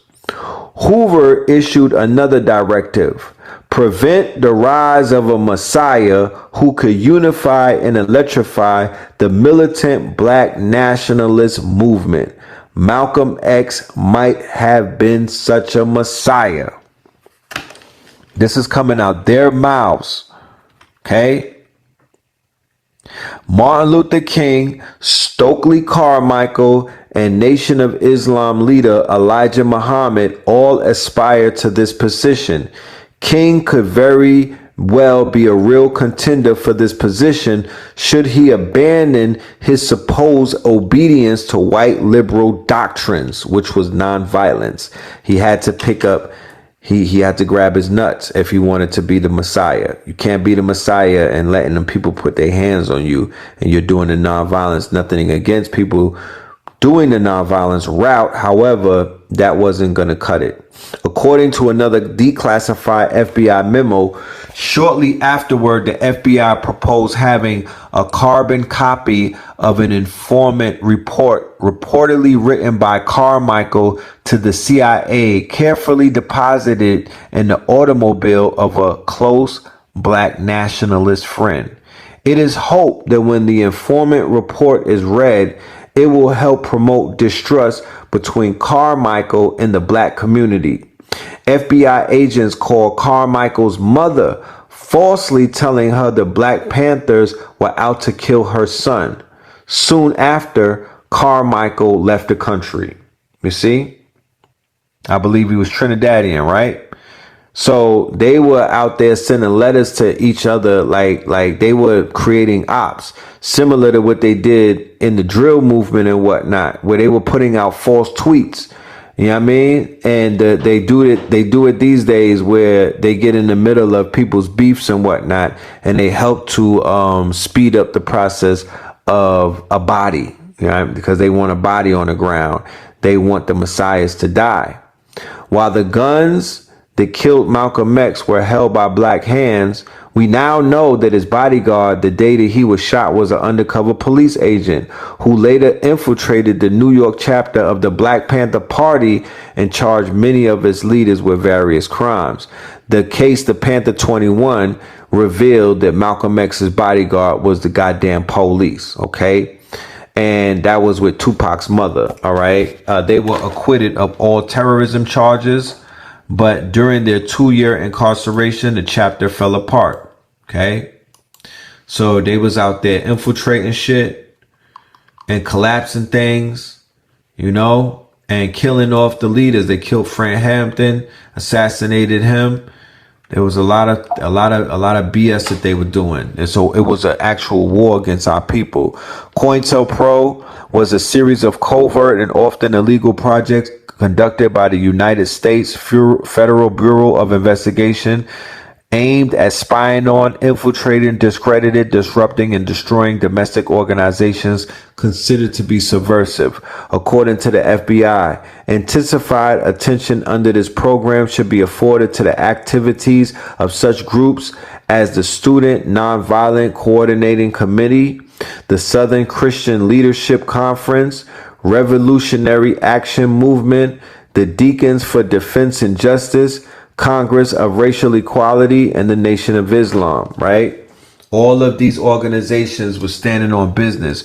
All of these organizations were about helping our people not integrate, but segregate and protect themselves and build for themselves. To build for themselves. On March 8th, 1971, a group of anonymous activists broke into the small two-man office of the Federal Bureau of Investigation in Media, Pennsylvania, and stole more than 1,000 FBI documents that revealed years of systematic wiretapping, infiltration, and media manipulation designed to suppress dissent.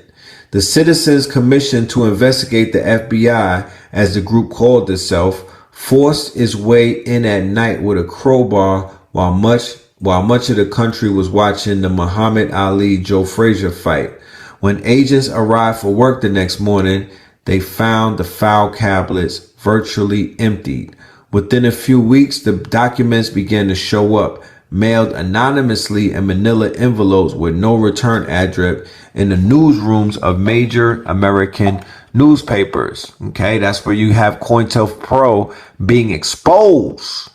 They actually had the hit list. They actually had all of the dirt. They actually had the real shit, the receipts. And they sent that to the newspapers and everything got blown up. And soon after, that's Watergate. And soon after, Nixon steps down. Okay. So we have Martin Luther King, right? The the FBI began monitoring Martin Luther King in 1955 during his involvement with the Montgomery bus boycott. That's when he got on their radar and whatnot. They got on his ass. All right. Hoover responded to King's criticism of the Bureau's performance in civil rights cases by announcing at a press conference in November 1964 that Martin Luther King was the most notorious liar in the country. Surprised by the accusation, King replied that he could only have sympathy for Hoover as he must be under extreme pressure to make such a statement. King asked an intermediary to set up a meeting between himself and Hoover to understand what had led to the comment.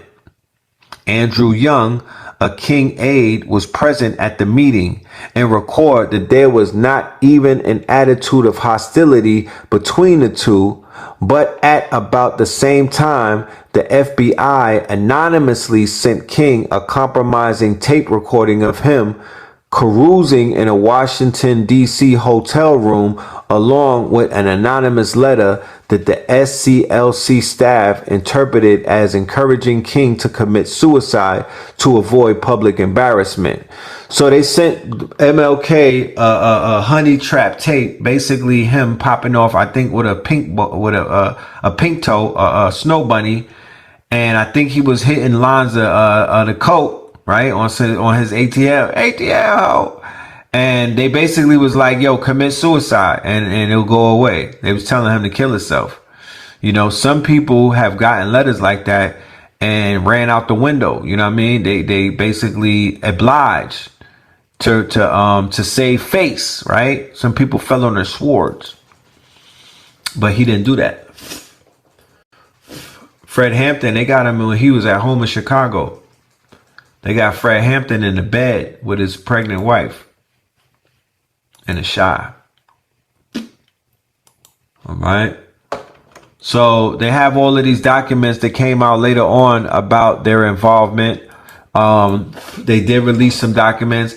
I didn't hear anybody really expound on them. I didn't go deep diving into the documents. Right. So one of the most persistent laments among Negroes in the United States is that the race has no great leader, wrote Oliver Cox in 1948. There is a sort of vague expectation that someday he will rise. But Negroes will not have a great leader because in reality, they do not want him. The following year, Ira Reid, writing on Negro movements and messiahs, found it ironic that the many serious crises of the past 50 years have produced no comprehensive race movement, not one significant race leader. Racial leadership seemed to be identified with individual achievement in spite of the group limiting handicaps rather than with group activity directed toward group goals. Figures like Marian Anderson, Ralph Bunche, and Jackie Robinson were thought of as black leaders, although they were not identified with movements directed towards racial advancement. Reid ascribed the terms race leader and messiah to individuals who possessed the quality, the ability of directing and persuading socially defined groups known as races towards specific goals. Thus, it was possible for Reid to include in his definition not only figures from political and intellectual life, right, but persons. Furthermore, the prospect of leading a proletarian movement would have been repugnant to W.E.B. Du Bois, despite his romanticism of the black working class. As Reid observed, it was difficult to identify any recognized leadership for the group's chronic maladjustment during what Roger Dalfoum has called the forgotten years of the black struggle. The very idea of a black messiah was contradictory in any case, as Cox had noted. A great black leader would be expected to assume the mutually antagonistic roles of racial crusader and Uncle Tom. He would have to be at once a symbol of aggressive militancy and social change, but simultaneously a subtle manipulative seeker of goodwill from good white American society. He would have to represent assimilative goals and the ideal of full participation in American life, but at the same time, he would have to be combative and capable of inspiring black people to group solidarity and ethnic pride. Perhaps this was the reason that a silent man, unassociated with any political ideology or pretensions to leadership, came to symbolize the aspiration of black America during the 1930s and the 1940s. His name was Joe Louis Barrow. In September 1941, Time magazine called him Black Moses, leading the children of Ham out of bondage. From the deportation of Marcus Garvey in 1927 to the rise of Martin Luther King in 1954, no individual in black America was able to inspire the racial consciousness of the masses of black Americans in a way that Joe Louis did. He first captured the imagination of the people on June 25th, 1935, with his victory over Primo Carnera in New York's Yankee Stadium. 3 months earlier, 3,000 people had packed themselves into Adam Clayton Powell's Abyssinian Baptist Church in the same city to demonstrate their support for the Ethiopian resistance to Mussolini's imperialistic aims. Roy Otley observed that many black Americans were rooting for Joe Louis because he was fighting an Italian, others because he was fighting a white man, but all Negroes joined in his corner because he was a Negro. Lewis himself reports that his camp was besieged by representatives of black groups who came to tell him of Mussolini and Ethiopia and of Marcus Garvey's Back to Africa scheme. Lewis had never heard of Marcus Garvey and was somewhat astonished.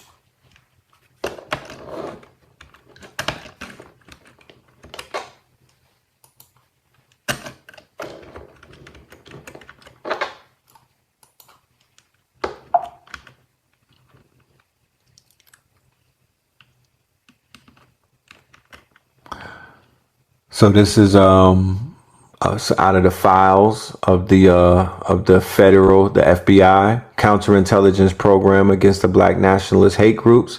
This one is about the NOI. Although the Nation of Islam does not presently advocate violence by its members, the group does preach hatred of the white race and racial separatism. The membership of the NOI is organized and poses a real racial threat. The NOI is responsible for the largest black nationalist newspaper, which has been used by other black extremists. The NOI appears to be the personal fight dome of Elijah Muhammad. When he dies, a power struggle can be expected and the NOI could change direction. We should be prepared for this eventually.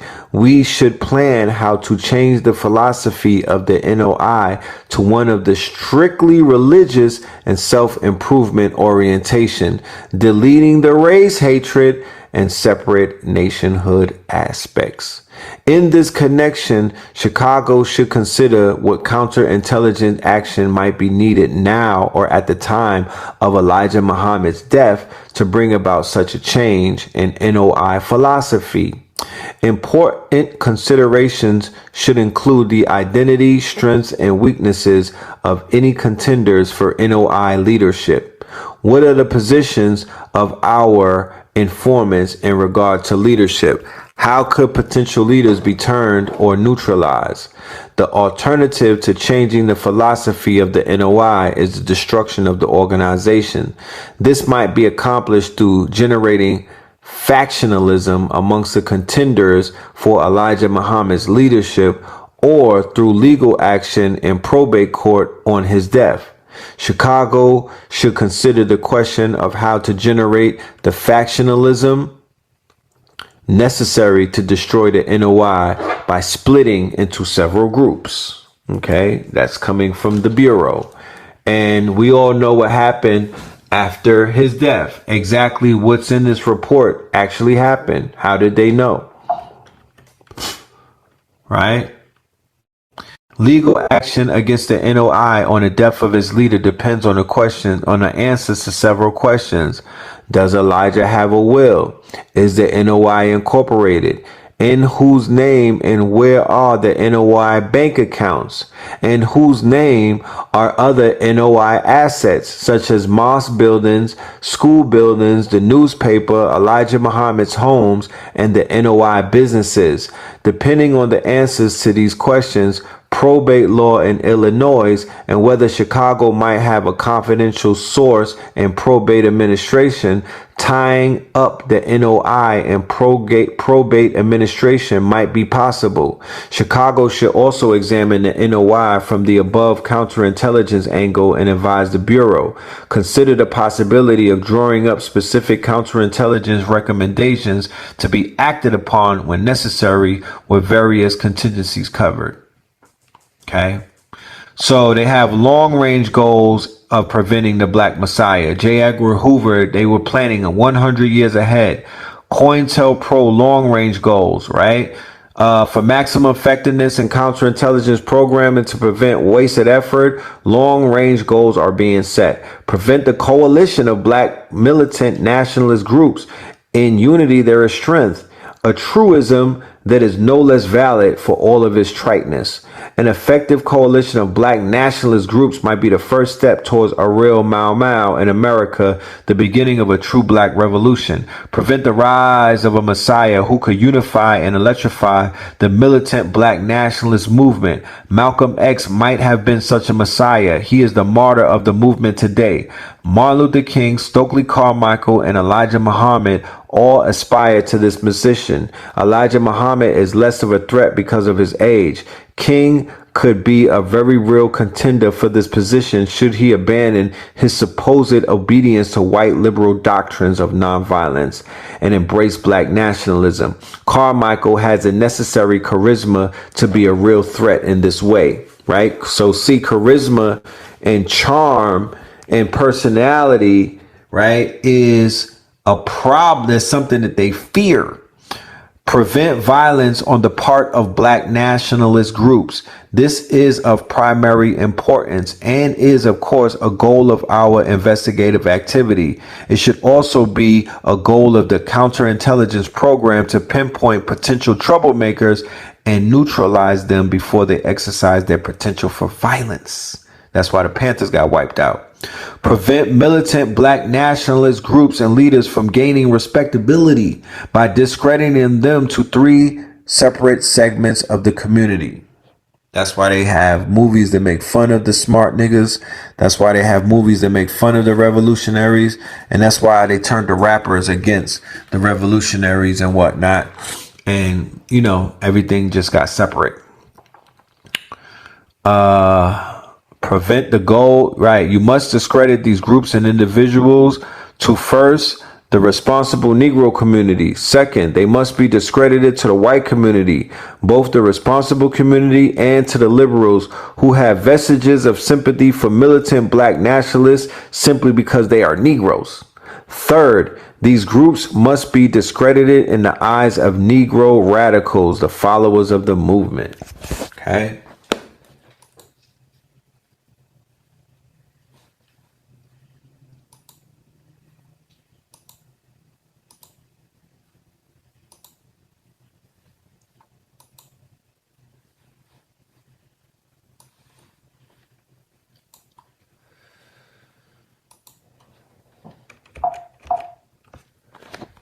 All right. Entirely different tactics from the first two.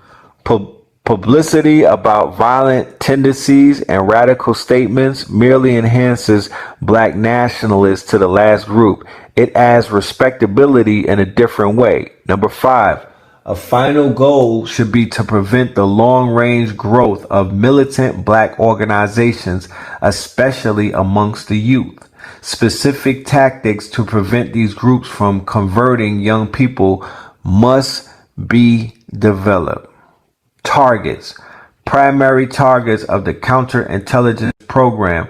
Black nationalist hate groups should be the most violent and radical groups and their leaders. We should emphasize those leaders and organizations that are nationwide in scope and are most capable of disrupting this country. These targets, members and followers.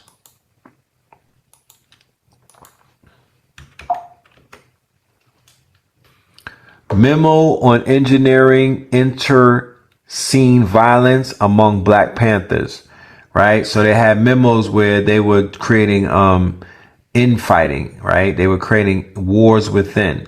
Concerning the first proposal submitted by Detroit, counterintelligence action by San Francisco to capitalize on Huey P. Newton's favorable stand towards homosexuals has already been authorized by the Bureau.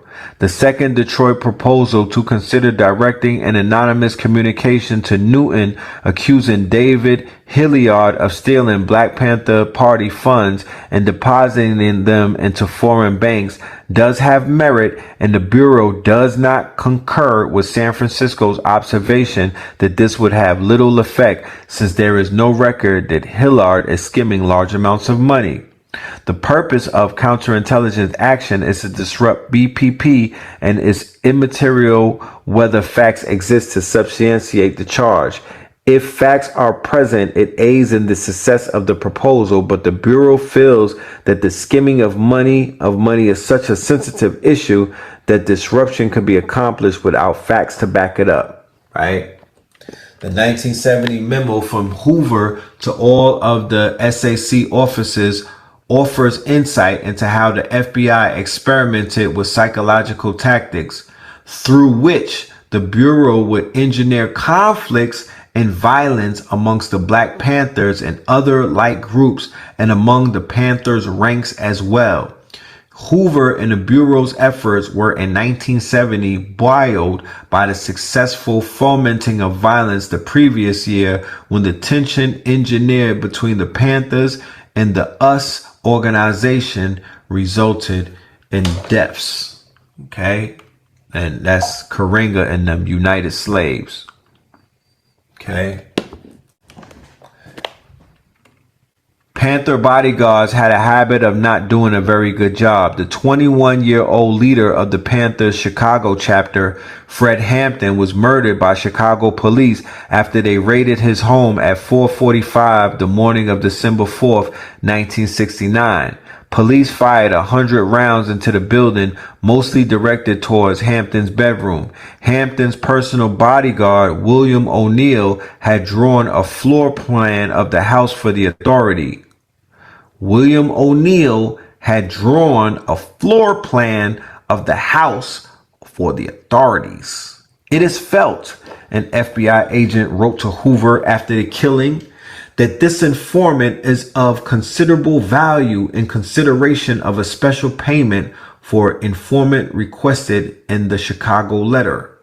O'Neill was paid $300 by the FBI after the Hampton murder. In 1982, the city of Chicago paid the families of the survivors of the raid and its two victims $1.85 million. Sometimes the FBI kept its hands clean when playing dirty tricks. In Southern California, Ron Karenga's U.S. organization was vying for power with the Black Panther Party, whose Los Angeles chapter was led by Bunchy Carter. Under the heading Tangible Results, one FBI memo reads, shootings, beatings, and a high degree of unrest continues to prevail in the ghetto area of Southeast San Diego. Although no specific counterintelligence action can be credited with contributing to this overall situation, it is felt that a substantial amount of the unrest is directly attributable to this program. The memo goes on to propose a further action that, in view of the recent killing of BPP member Sylvester Bell, will assist in the continuance of the rift between Black Panther Party and the United Slaves. On January the 17th, 1969, Bunchy Carter and another Panther were murdered by two U.S. members on the campus of the University of California of Los Angeles, UCLA. Okay?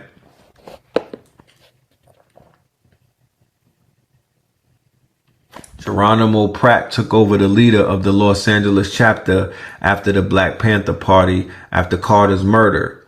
A 1970 FBI memo reads that constant consideration is given to the possibility of the utilization of counterintelligence measures, with efforts being directed towards neutralizing Pratt as an effective BPP functionary.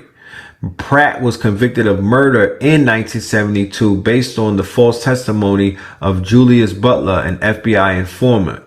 Pratt's conviction was overturned in 1997 after he spent 27 years behind bars. Hoover, describing another COINTELPRO operation, explains that the purpose of counterintelligence action is to disrupt BPP, and it is immaterial whether facts exist to substantiate the charge. Of course, one might think that this is only meant that a government police force crackdown on a supposedly violent group by any means necessary, especially if it is the greatest threat to internal security of the country, as Hoover called the Panthers, right? So it's basically a death sentence on these brothers for just being who they were, because the FBI felt that they were a threat to national security, but they were a threat to the fabric of this matrix and whatnot. All right. So they have the Malcolm X assassination memo. All right. So the feds have and they put this on Genius website. Genius is a rap website that deals with lyrics of songs. I don't know why the hell they have all of the FBI documents on their site, but you know, they small hats, and you know, it is what it is. They got all of the documents. All of the Fed documents is on a rapper site, right? The central thesis: sovereign black and Moorish consciousness, the awakened 5% threshold, represents the singular existential threat to the current world order. The suppression of this consciousness is the hidden organizational logic beneath surveillance capitalism, state-engineered identity erasure, CIA weaponization of religion, predictive programming, and COINTELPRO 2.0. The system doesn't fear any one black man or woman. It fears the moment when enough of us remember who we are simultaneously, right? Integrative, investigative, epistemology, right? Drawing from esoteric cosmology, geopolitical analysis, genomic science, and primary source field documentation. That is the methodology that we'll be using. Shout out to Ros Ben. Okay, Ros Ben did an excellent presentation at the top of the year, right? Where he charted out where we are cosmologically, okay? He was able to map out where we are cosmologically. He was able to map out where we are in the universe and the galaxy. And he was also able to tell us about the movement and the trajectory of the Third Eye Atlas. Okay, so the Third Eye Atlas came through the seventh heavens. All right, it came through the seventh heaven, and it basically the black star, which is the galactic core.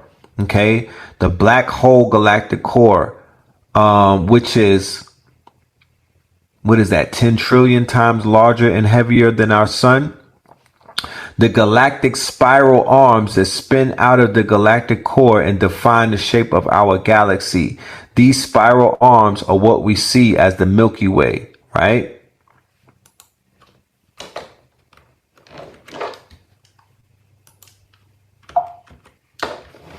(2026) is the year of the fire horse, the 60-year cycle of transformation, bold action, revolutionary change. Significance: the fire horse awakens, y'all. Significance: rare event, symbolizes intense volatile energy, transformation, and bold action. It contrasts sharply with the 2025 Woodstock, dramatic shift to rapid sprinting movement. 2026 outlooks: events will unfold at breakneck speed, demands risk-taking, breaks old routines, expect rebellion, potential for great success or chaotic disruption. Cultural myths. Historically viewed as headstrong and rebellious, now recognized for strength and leadership. So the previous fire horse years, we had 1906. That was a revolutionary change. We had 1966. That was also revolutionary change. Now we got 2026 will represent revolutionary change in its own way. In its own way. Double fire phenomenon. Yang energy peak.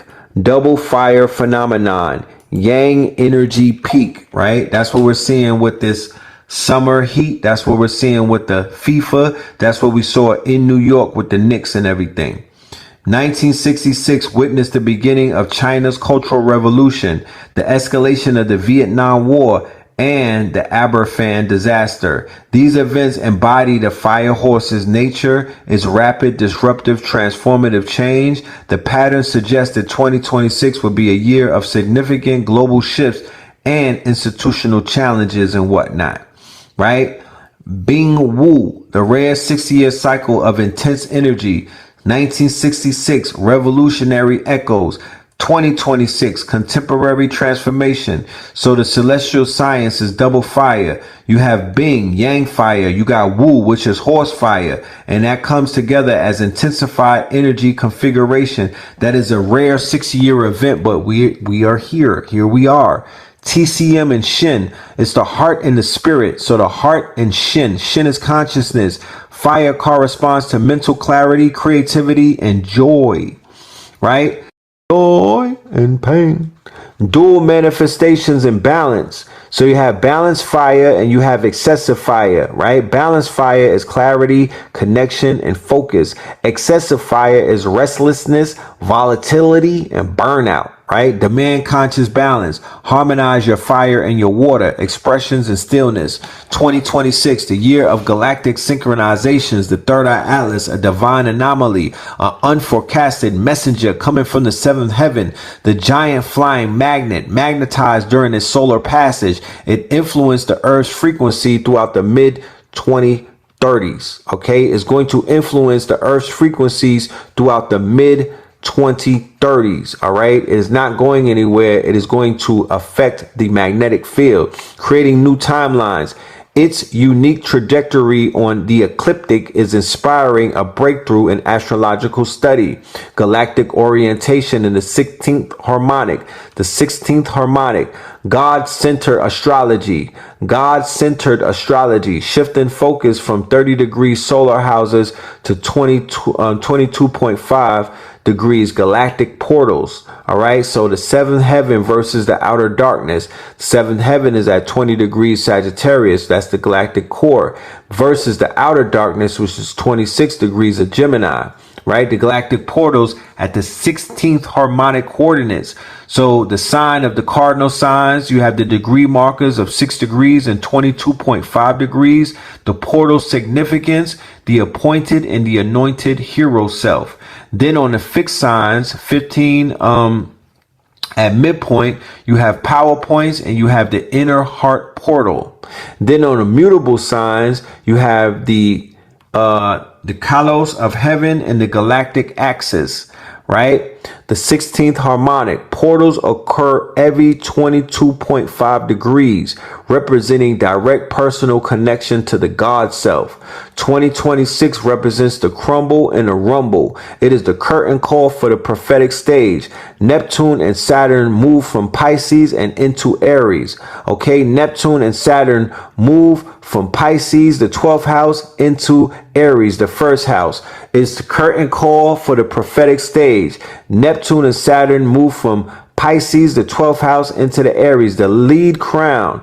Natural born leaders may feel leadership weight transform from gold to heavy lead. The redemption of bloodlines. The benevolent way to shift the timeline is by righting the wrong of the ancestors.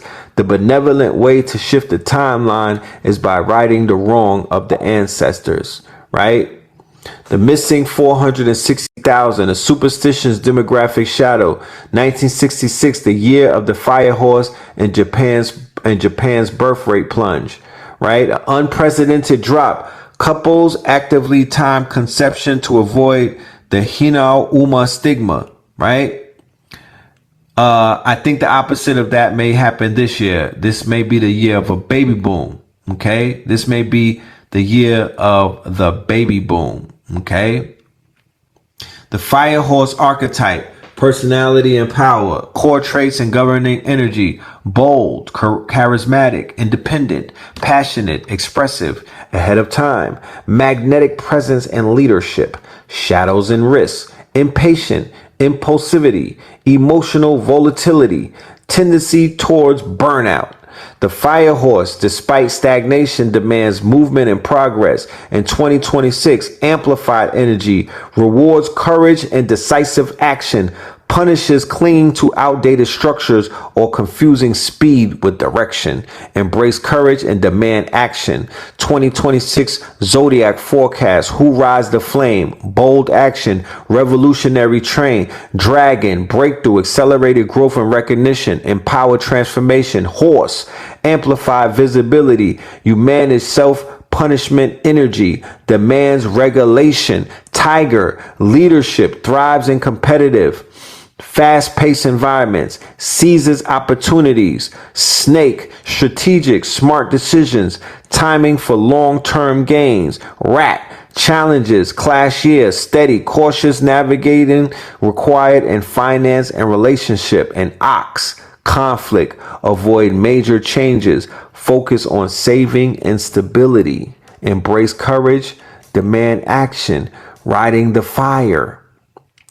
Do, channeling fire horse energy. Do this. Start projects now. Start purposeful movement. Traveling with a purpose. Learning with a purpose. Do, trust your intuition and your decisive actions. Don't fall for the pitfalls of the flame. Force outdated stability. Confuse speed with direction. Ignore overextension costs. Avoid the burnout. 5 elements: balance and feng shui. Okay, so the wood, the earth, the wood, fire, fuel, fire, sustainability. You got water, you got metal. Feng shui, you want clear entryways. You want to activate the south, right? You want to place horse figurine facing in. The revolution begins within. What are you passionate about, and what will you fight for? Demand engagement, courage, and transformation. The fire horse energy is immense power requiring restraint. Ride the flame or be trampled. The revolution starts in your commitment to be bold and have purposeful action.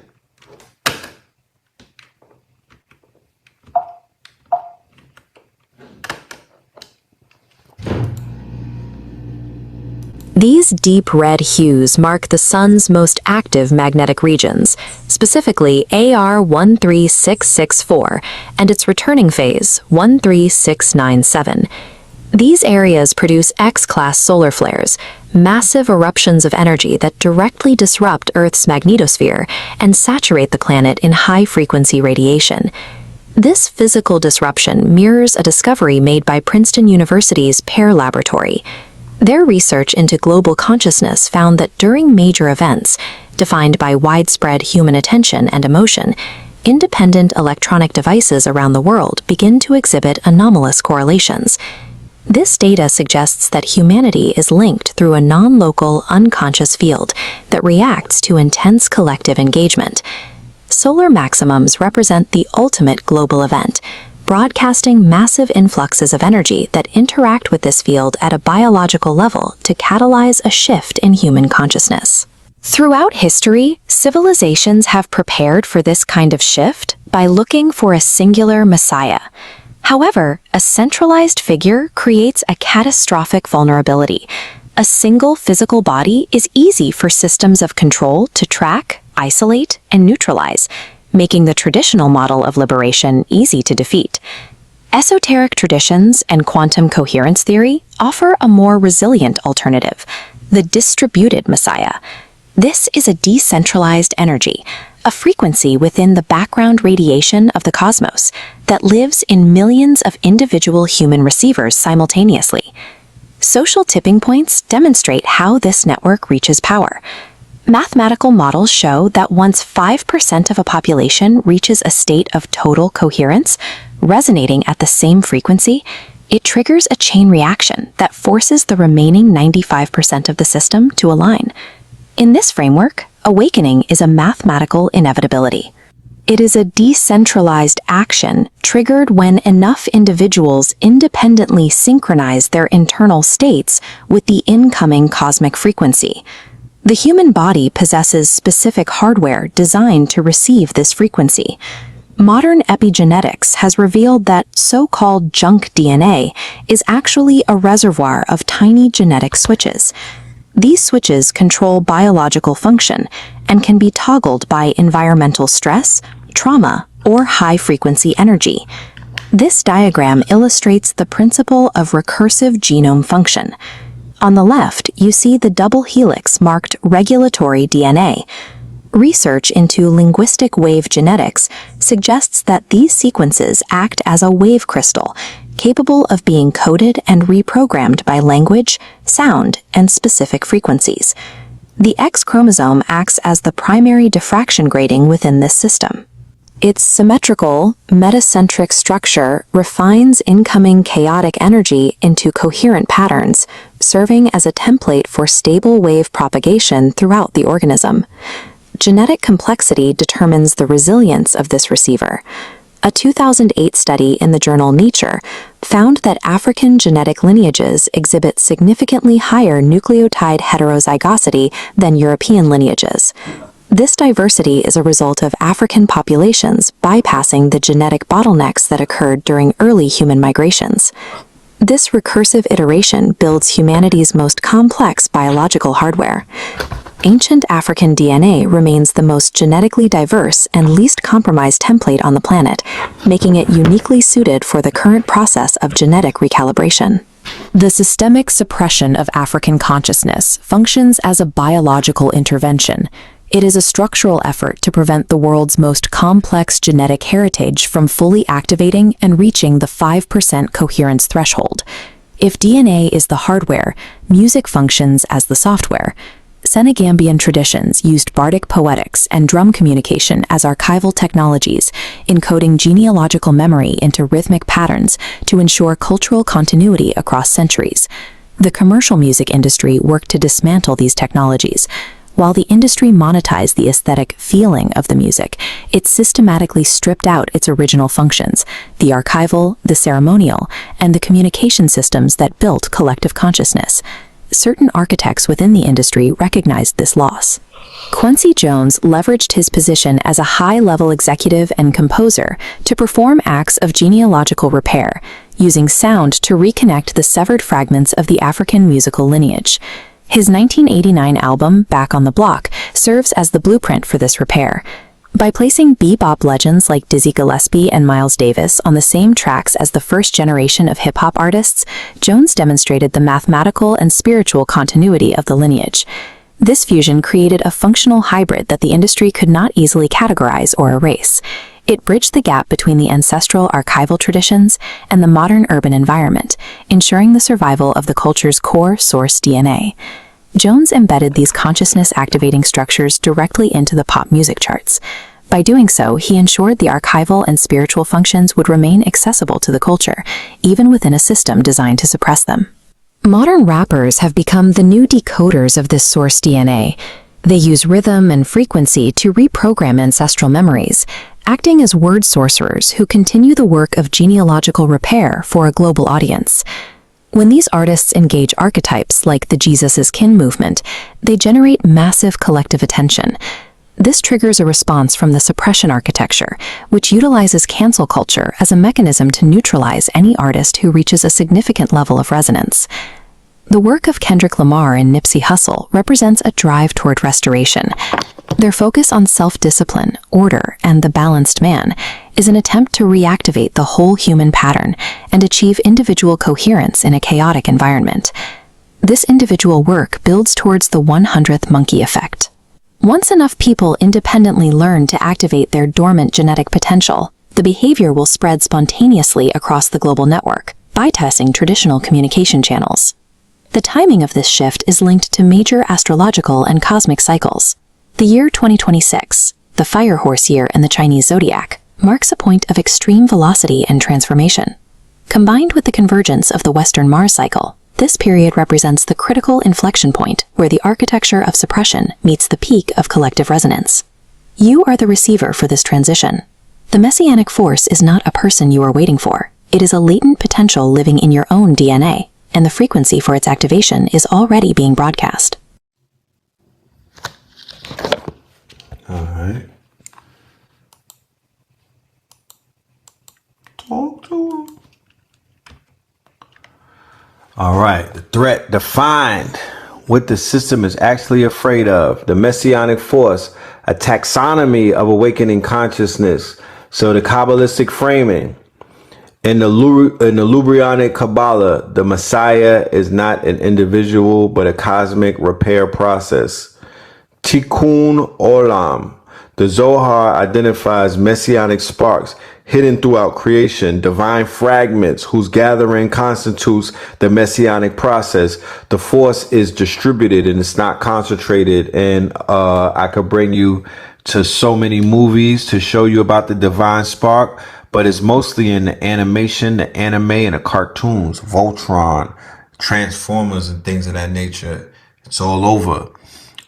Psychological framing. Carl Jung identified the messianic archetype as a universal structure in the collective unconsciousness, the symbol of individuation and spiritual wholeness. When societies experience extreme systematic injustice, the psyche projects this archetype into movements, creating mass awakening, right? So the messianic archetype as a universal structure in the collective unconsciousness. We saw that in 2020 with the George Floyd rise up. Quantum framing, the 100th monkey effect. Once a critical threshold achieves a new awareness, it propagates geographically without direct communication.